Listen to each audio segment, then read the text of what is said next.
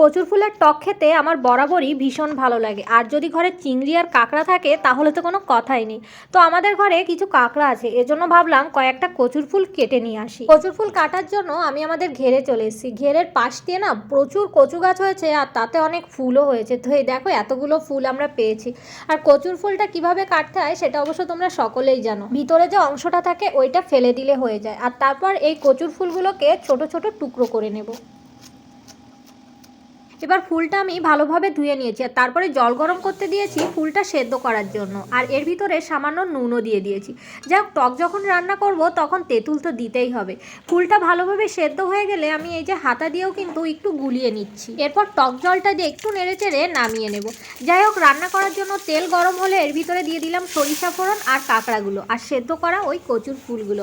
এবার মাখা মাখা করে এটা রান্না করে নেব। সত্যি বলছি, খেতে কিন্তু দারুণ হয়, একবার ট্রাই করো।